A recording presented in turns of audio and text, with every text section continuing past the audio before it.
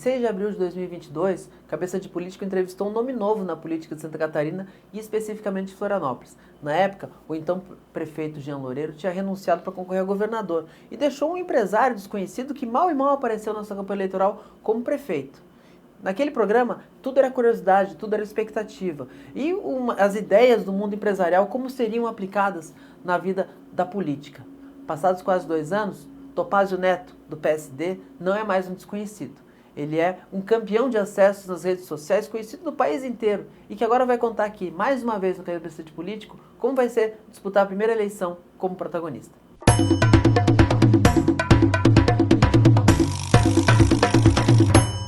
Prefeito Topázio Neto, é a segunda vez o senhor no Cabeça de Político. Na primeira, em abril de 2022, o senhor recente assumido. E a minha primeira pergunta era, quem é Topázio Neto? Agora, o senhor, além de toda a exposição como prefeito de Florianópolis, prefeito de capital, tem 300 mil seguidores no Instagram, 280 mil seguidores no TikTok. Como é que é ser conhecido desse jeito? Bom, primeiro, que bom voltar aqui, né? E eu diria que Topázio Neto continua sendo a mesma pessoa na essência, mudou um pouquinho o nível de exposição que a gente conseguiu nesses 2 anos, né? De fato, a repercussão na rede social foi muito grande, né, Piara? Hoje a gente tem os últimos números, 330 mil seguidores no Instagram e 280 mil no TikTok. Mas eu acho que vale avaliar por que a gente chegou nesses números, né? Porque eu acho que o cidadão comum, ele quer ver o gestor da cidade dele como uma pessoa de carne e osso, o cara que é que nem ele, que está lá, que está em todo lugar, que tenta fazer o melhor pela cidade, trabalhar.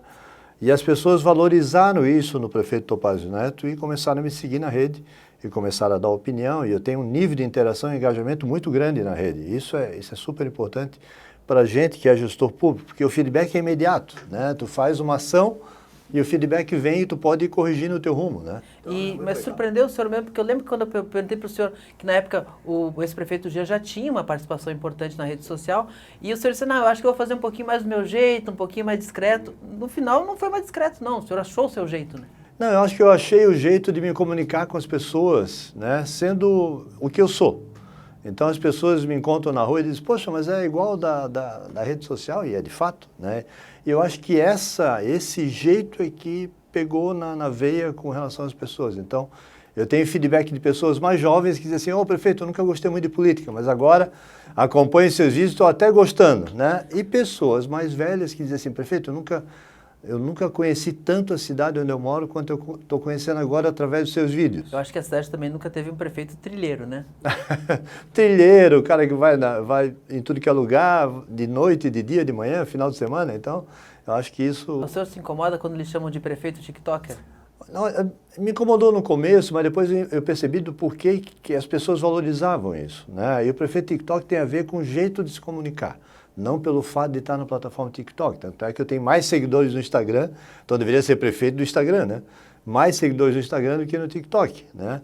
E obviamente que o TikTok também mudou o perfil dele. Quando surgiu o TikTok, o pessoal via fazendo dancinha no TikTok para chamar a audiência. Hoje em dia é uma rede, um público mais jovem, né? O Instagram é um público um pouquinho mais velho, mas que funciona bem. Naquela entrevista também, uma coisa que me chamou bastante atenção, foi até o destaque da entrevista, era sobre a questão da cabeça de quem vem da vida empresarial para a vida pública. E o senhor falava assim, não dá para ir para a prefeitura achando que vai ser que vai presidir um conselho de empresa. Como é que foi essa transição? Era como o senhor esperava? Foi mais difícil? Foi mais tranquilo? Como é que foi essa transição? É difícil ser empresário na política? Não é fácil. Você tem que ter velocidade na adaptação. Se você ficar arraigado na vida pública, querendo fazer como você fazia na vida privada, você vai demorar mais tempo para a transição. E obviamente que eu assumi em 22, foi um ano muito difícil, né? Um ano eleitoral, campanha para governador, né? 80% das pessoas achavam que o Jean era prefeito no mês de novembro daquele ano, né? Porque a gente foi fazendo uma gestão... Era parte da estratégia, não deixar que a ideia que o Jean prefeito subisse. Era parte, porque era o grande ativo do Jean, né? O Jean foi o melhor prefeito que a cidade já teve. Então, o Jean carregou todo esse ativo para a eleição e nós ficamos muito quietos, deixando que a coisa andasse. Então, de fato, eu comecei a fazer uma transição para me posicionar como prefeito no início de 2023. Foi ali que a gente começou a acelerar, mas a transição da iniciativa privada para o setor público eu tive que fazer muito rapidamente, né? Então, acho que essa é uma das, digamos assim, dos segredos aí de alguém que sai da iniciativa privada e vem para o setor público. Aprenda rápido e mude rápido o mindset, o teu jeito de pensar. A gente vê muitos empresários são chamados ou vão para a política, alguns dão certo, a maioria não dá. Esse é o grande recado. Assim, no setor público você tem que negociar muito mais, né? Apesar de toda a responsabilidade ser tua, mas a decisão muitas vezes tem que ser compartilhada. Você tem que discutir politicamente, tem um aspecto político da decisão, tem um aspecto de controle externo da decisão, tem um aspecto da legislação, tem um aspecto da viabilidade. Então, a complexidade de uma decisão tomada no setor público é muito maior do que no setor privado, porque o dinheiro não é teu, o risco é teu, mas os benefícios são da sociedade. O senhor falou da questão desse primeiro momento em que não dava para o senhor aparecer muito, até por uma questão de estratégia política. E o senhor herdou um secretariado. Aos poucos ele foi mudando, foi encaixando algumas peças. Hoje a prefeitura tem a sua cara completamente ou ainda tem um pouco da cara do Jean? Não. Primeiro que aquele secretariado lá atrás também tinha um pouco da minha cara, porque a gente construiu juntos, né? Mas eu sempre digo, uma coisa é jogo, treino é treino, né? Lá eu treinava para ser prefeito porque eu era vice. Eu ia só nas boas pautas. As pautas ruins sempre fica o prefeito. Quando eu assumi as duas, as pautas boas e as pautas ruins, aos poucos eu fui adaptando o secretariado para aquele meu jeito de fazer, o meu jeito de trabalhar. Então hoje eu te diria que a prefeitura tem absolutamente a minha cara com as pessoas que eram do nosso grupo inicialmente, meu e do Jean, e das pessoas novas que entraram depois. E o que a gente pode esperar? O senhor é pré-candidato à reeleição. Sim. O que a gente pode esperar num segundo mandato? O que pode ficar mais a cara do Topazio ainda? Bom, eu acho que, eventualmente, no segundo mandato, nós vamos ter 4 anos para ter projetos com começo, meio e fim, né?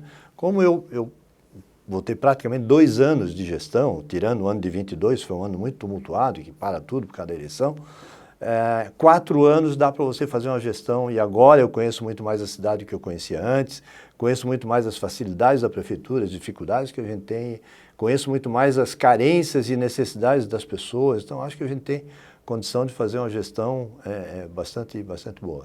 A gente teve recentemente 2 secretários desses oriundos, Ed Pereira e Fábio Braga, que foram afastados devido àquela investigação sobre suposta corrupção na contratação da empresa terceirizada de lixo. Como é que o senhor avalia esse episódio agora? Assim, baixou um pouco a poeira, como é que o senhor vê esse momento? Bom, Foi o pior momento da gestão do senhor? Eu acho que foi o momento onde a gente teve que ter uma atenção bem maior, mas em 2023, quando nós fizemos a reforma administrativa, saindo daquele ano eleitoral de 22, nós criamos efetivamente a Controladoria Geral do Município. Trouxemos o Rodrigo Debona, que é um auditor do governo federal, da CGU, trouxemos, ele estruturou a área. Hoje a área tem mais de 35 profissionais que têm como foco evitar que se cometam erros na administração e, se eventualmente erros forem cometidos, que se dê a punição, digamos assim, que se corrija os rumos de maneira adequada. Nós sabíamos já lá atrás de que nós íamos dar toda a transparência, aumentar cada vez mais a transparência da prefeitura. Tanto é que a prefeitura da capital foi uma das que mais cresceu no ranking de transparência do governo federal, quando analisado sobre um todo, pela gestão que a gente vem fazendo na cidade. Então, nós tivemos a operação aí com os 2 secretários, a polícia está investigando, houve uma ordem judicial para afastá-los, eles estão afastados e o processo está andando. Como eu também tenho dito, quando você põe a mão para mexer nisso, pode ser que apareçam outras coisas, porque você vai investigando, vai levando, mas a minha determinação na prefeitura é: não existe ninguém que não possa ser investigado, não vou passar a mão na cabeça de ninguém e a gente vai corrigir aquilo que vai corrigir. Atenção, uma pausa na entrevista para dizer que essa conversa com o prefeito Topazio Neto foi gravada na segunda-feira. No dia seguinte, terça-feira, a Justiça tirou o sigilo sobre as investigações da Operação Presságio que envolvem especialmente o ex-secretário de Turismo, Cultura e Esporte, Ed Pereira, e também o ex-secretário de Meio Ambiente, Fábio Braga. Então, com vista nisso, para não deixar a entrevista desatualizada, eu pedi ao prefeito Topazio Neto que me respondesse uma pergunta extra. E eu vim aqui depois para fazer essa gravação em que digo: prefeito Topazio, diante do que foi revelado com o fim do sigilo das investigações, como o senhor avalia a situação política de Ed Pereira e de Fábio Braga, e o senhor acredita que eles podem um dia voltar à prefeitura? Piara, obrigado pela oportunidade para atualizar o nosso bate-papo. Primeiro queria te dizer o seguinte: a Justiça fala em afastamento, mas para nós na prefeitura, Os 2 secretários foram exonerados já na primeira parte da operação, então eles não fazem mais parte do quadro da prefeitura em definitivo. E eu queria te dizer também o seguinte, essas novas informações me deixam triste enquanto pessoa, porque a gente trabalha todos os dias para fazer a coisa certa, fazer as entregas que a cidade merece, e quando surgem esses fatos, realmente nos entristece. Agora, eu não tenho como trabalhar com nenhuma das pessoas que são citadas nesses áudios. Eu também não tenho como prever o futuro. Se isso que está nos áudios realmente se confirmarem forem verdade, nenhuma das pessoas citadas nesses áudios continuarão trabalhando na prefeitura. Aliás, a gente já exonerou algumas pessoas que foram citadas nas gravações que vieram a público a partir da quebra do sigilo. Nós continuamos trabalhando aqui, toda a equipe está envolvida e dando todo o suporte às investigações da Polícia Civil, e nós vamos trabalhar para que a polícia fique sempre por dentro de tudo o que aconteceu, colaborando naquilo que for necessário, porque o nosso objetivo é corrigir os processos e continuar trabalhando para a cidade da maneira correta como deve ser, tá bom? Muito obrigado pela oportunidade. E como é que esse processo de trazer uma empresa terceirizada para fazer parte da função da CONCAP, ela é muito polêmica na cidade, ela divide muito a cidade. Como é que o senhor avalia esse processo? O senhor acha que mesmo ainda é um processo positivo? Eu quero deixar aqui claro uma coisa, já repeti isso várias vezes. O serviço realizado pelos profissionais da CONCAP é de excelência. Tanto os profissionais da coleta quanto os profissionais da varrição, da limpeza pública são extremamente capacitados, são profissionais dedicados, são profissionais que nos orgulham enquanto cidade. O que aconteceu ao longo do tempo é que, por uma deficiência dos gestores ou por uma sanha muito grande do sindicato, eles foram tendo conquistas ao longo do tempo que foi inviabilizando a empresa em termos de custo. Eu tenho dito sempre para o servidor da CONCAP, cara, assim, ó, eu gosto do trabalho de vocês são absolutamente fantásticos no que fazem, só que a cidade não consegue mais pagar o preço que a CONCAP custa para nós hoje. E, além disso, o sindicato sempre usou a classe dos trabalhadores como margem de manobra. Então, quando eles tinham 100% da limpeza pública, eles vinham no prefeito, peitavam o prefeito. Se o prefeito tentasse discutir, eles paravam a cidade inteira. Aí deixa de recolher lixo numa cidade como a nossa, que gera 600 toneladas de lixo por dia, em 3 dias ela está praticamente impraticável. O que nós fizemos, e ainda mérito do prefeito Jean lá atrás, quando abriu essa questão e quebrou o monopólio da coleta de lixo e trouxe uma empresa terceirizada, nós diminuímos a pressão que nós sofremos do sindicato em momentos especiais da cidade. Então eu acho que hoje vale a pena continuar terceirizando, aprimorar os controles, etc., mas nós não podemos voltar atrás. A gente vê que o senhor fala do trabalho de excelência dos servidores da CONCAP, que é inegável. E o trabalho, muitas vezes, da terceirizada tem deixado de desejar. Como aproximar isso? Por quê? Porque no serviço público, infelizmente, a contratação se dá pelo menor preço. Então, você abre um processo para contratar uma empresa terceirizada e quem ganha? Aquela que oferece o menor valor por tonelada. Então, você acaba ficando aí. Se não for uma boa empresa, se ela não tiver um bom histórico, ela acaba colocando um preço muito baixo e ela não remunera bem os seus trabalhadores, você acaba tendo problema. Agora, nós, a empresa que está fazendo terceirização para nós hoje, que não é a mesma que é objeto daquele processo lá que a gente comentou há pouco, ela tem se esforçado muito para melhorar a sua qualidade de serviço. Tanto é que nós passamos um carnaval sem grandes problemas, tivemos uma temporada de verão muito forte, com alguns problemas, mas também tínhamos, antigamente, na época da CONCAP. Então, nós estamos melhorando o processo. Eu reparei aquele vídeo que o senhor gravou na virada do dia da desfile da escola de samba, que o senhor virou à noite. Sim, sim. E para exaltar a limpeza do centro. Muitos momentos em que o senhor está confraternizando com os servidores da CONCAP, um abraço, uma sim, mas eu dou muito bem. É um gesto para a CONCAP? É um gesto natural meu com todos os servidores da CONCAP e eles sabem disso. Quem me conhece, né, os servidores da CONCAP que me conhecem, sabe que eu sempre os tratei com carinho e respeito que eles merecem. Mas a CONCAP é inviável? A CONCAP financeiramente, se a gente for analisar a CONCAP só financeiramente, ela é inviável para qualquer cidade. Tanto é que as pessoas dizem, prefeito, qual é o futuro da CONCAP? O futuro da CONCAP é continuar da forma que ela está. Eu não vou mais fazer concurso para a CONCAP, então eu não vou trazer mais servidores para a CONCAP. O servidor pode ficar tranquilo que ninguém vai ser dispensado, eles não podem ser dispensados, eles têm estabilidade no emprego, mas na medida que eles vão se aposentando, eu não vou repondo as pessoas da CONCAP porque são muito caros. A cidade ainda vai ter que bancá-los porque eles vão se aposentar e a cidade vai continuar pagando por muito tempo. Quem tem dado mais prazer como prefeito de Florianópolis? andar pelas ruas da cidade, identificar os problemas, ouvir o cidadão. Muitas vezes o problema está na voz do cidadão a solução. Então eu tenho um problema, digo, o que o senhor faria se fosse prefeito? E as pessoas me dizem, e eu escuto. E muitas vezes a solução sai pela opinião daquela pessoa que está vivendo o problema no dia a dia da cidade. Então eu tenho andado pela cidade inteira, tenho ouvido muitas pessoas e isso me dá muito prazer. Ou seja, estar presente não só na solução, mas também escutando os problemas. Está em conclusão o engordamento da Praia de Jurerê. Sim. É o terceiro da gestão, né? Não somente do seu momento de mandato. Canasvieiras, Ingleses, Jurerê, está previsto próximas praias, vai continuar esse problema? Eu tenho um compromisso com o sul da ilha. O sul da ilha tem dois problemas sérios, um problema na armação e um problema no Morro das Pedras. São problemas diferentes, mas são sérios de maneira igual. A armação perdeu ao longo dos anos a faixa de areia, toda aquela ponta lá, perto do matadeiro hoje já praticamente não tem mais praia e lá nós temos uma dificuldade, nós não achamos uma jazida de areia viável que a gente pudesse recolher uma areia com a mesma granulometria, o mesmo tamanho de grão da praia. Então a gente vai ter que arranjar outras soluções para lá. O Ministério Público também entrou na jogada, pediu uma série de estudos que nós consideramos são exagerados, mas nós não temos como discutir, então lá eu tenho um problema. E o outro problema no Morro das Pedras é a força do oceano, que ali o mar vem e carrega areia. Nós fizemos uma obra lá emergencial para reter, mas nós vamos ter que também fazer uma obra maior ali. Então, em termos de engordamento no sentido tradicional, como nós fizemos nessas três praias, eu não tenho mais nenhuma para fazer.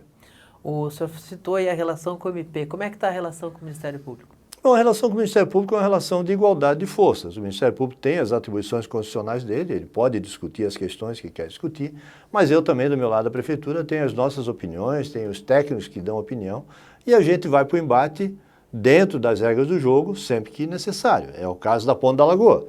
O Ministério Público Federal tentou impedir a construção da Ponte da Lagoa por 3 vezes. 3 vezes nós tivemos que ir no TRF4, no Tribunal Regional, e caçar a liminar para que a gente pudesse fazer a ponte. Hoje, quem passa pela Lagoa vê aquela obra maravilhosa que vai ficar, mas nós podíamos ter parado há 7, 8 meses atrás se não tivéssemos discutido. Quem faz mais oposição? O vereador Afrânio, o pré-candidato Marquito ou a Ana Lúcia Hartmann?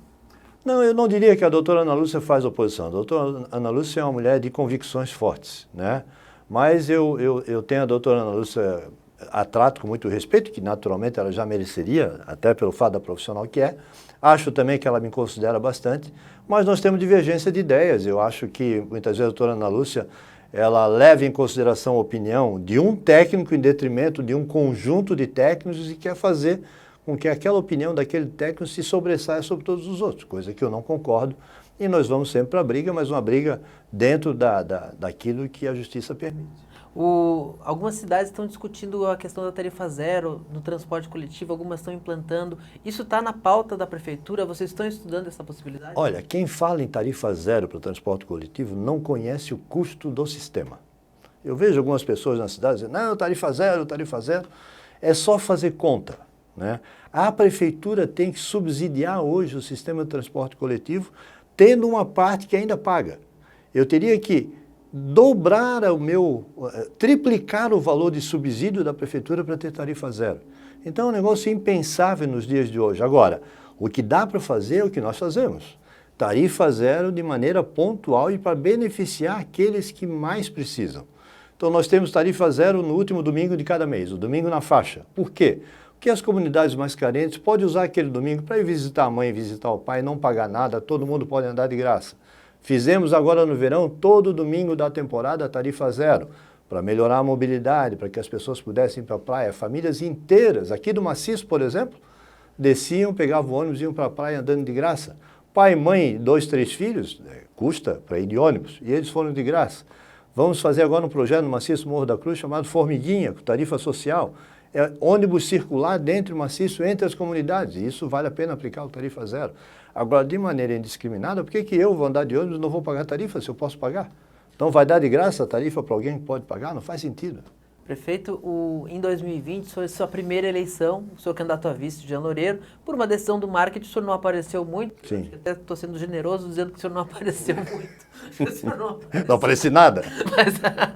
Mas agora o senhor vai ser protagonista. Qual é a expectativa do senhor para esse momento? A expectativa sempre é grande, né, frente a um processo eleitoral.